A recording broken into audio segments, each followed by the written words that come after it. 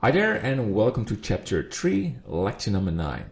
So in the previous video we added this sandstone border and we defined where the normal map should be for this border.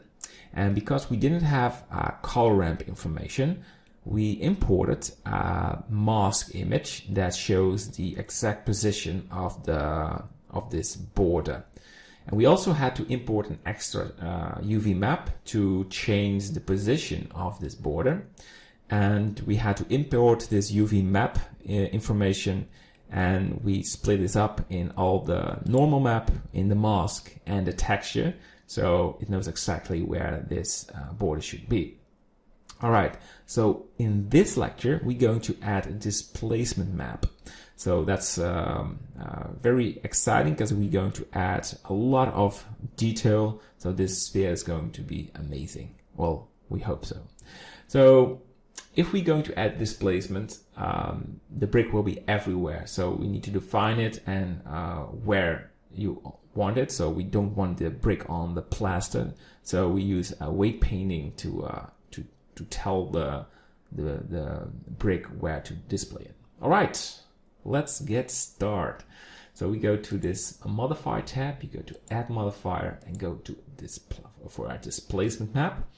What we want to do is go for a new map and texture, open texture, and we use displacement texture. So of course you can find these textures in the dashboard. Solid looks a little bit weird, so we go to the wrench, go to UV map, and now the bricks looks a little bit too big. So if you go to render view, it's not matching with how these tiny bricks are. So what is happening, the UV map still select on sandstone, so click UV map, and if we increase the detail it should look okay. But the problem is still the bricks are everywhere and we need to tell or define where they should be.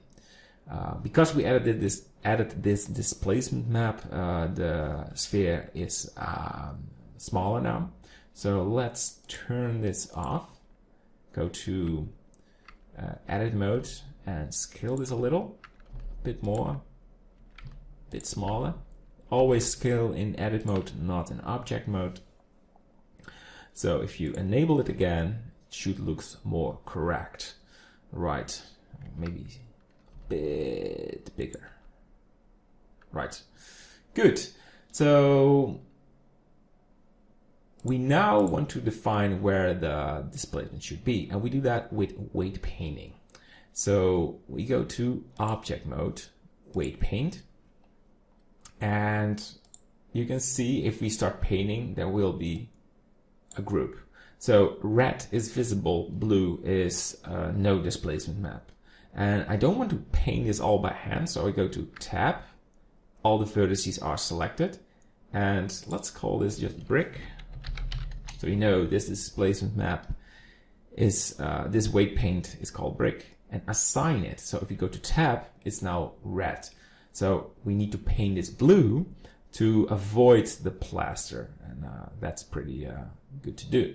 So we go to the material preview, and it needs a second to load the texture.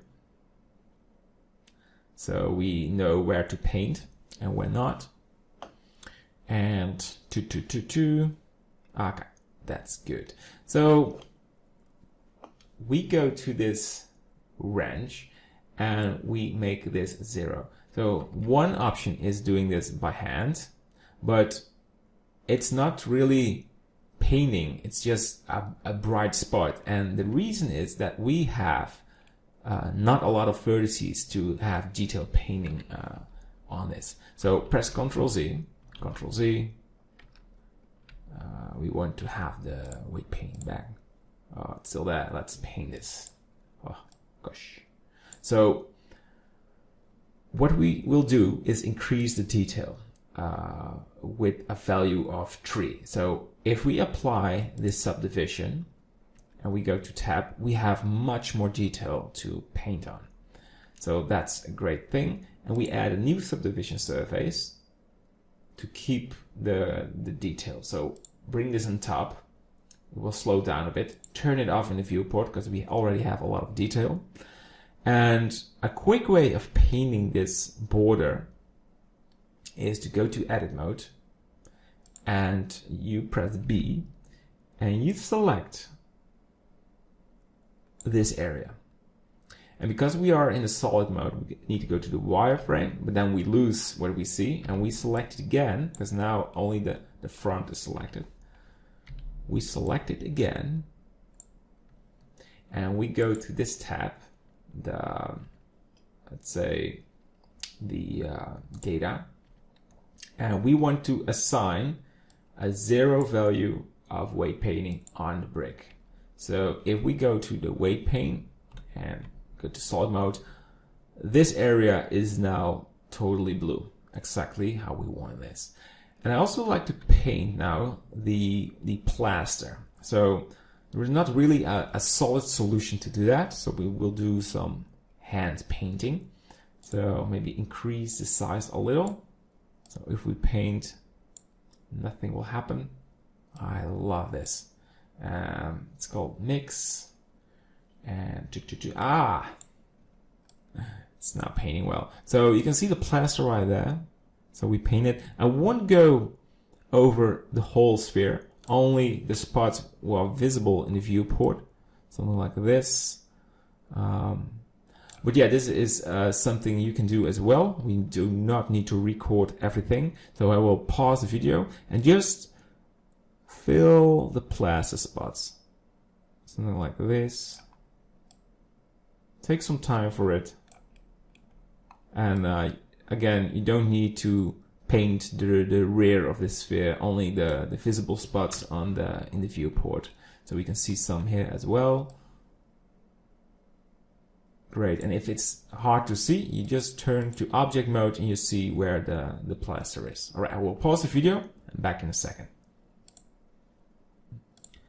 All right, this is my version of the weight paint, and what I also like to do is smooth out this border a little. So you go to a full weight paint and you just slide it over, because otherwise it will be a very hard transition. And again, also only for the visible area. This is the danger spot. So just try to smooth it out just a little. It will be good for the final result and for this area as well. All right, something like that. Good. So we go to the object mode and press 0, and we go to the modify tab, and let's increase this a little and activate it.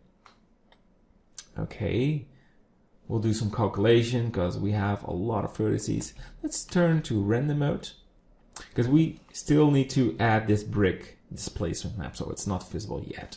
So we add the brick, and then something weird will happen like this. So it's like an explosion, and we need to change the mid level. If we use a value of 0.1,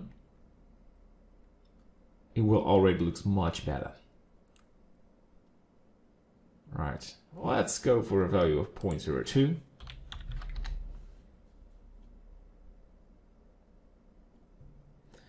Yes, we need to have a lot of patience. 0.05, because now it's a little bit inwards, like you want to pop it out. I think we have the value now. Right, go to solid because this sphere is way too big. We go to Control L, select everything, make it smaller. Perfect. Right, turn it on. Now you can see there's a nice flat area on it, and go for a value of 3, and that will increase the triangles to 4 million. So this is pretty heavy for your computer. If you have problems with it, just turn it back to 2, and always keep the render at the same value as your viewport. Never go lower with your render, because that will be a bit silly. So keep this 3. Well, my computer will handle it, so I go for 3 as well. 4 is absolutely too much. It will explode your computer for like 16 million. And go for a render. All right, we need to have some patience, but we have solved it, right? And there we go. It's loading the sphere, and look at that. So what we have is flat plaster. We have the bricks, and we have the border right there. So in my opinion, we have a beautiful final result on the sphere. So this was a good sample of how to mix textures with a node editor, and how to make variations. So you don't only have one image texture or colors. You can go really advanced till it's getting really complicated. But yeah, together we created this result, and in the other chapters you will use this method a lot. We won't make it much more complicated, so this is a sort of the thing we keep it. I hope you enjoyed, and I see you in the next lecture where we will do some organization in the node tree. All right, bye bye.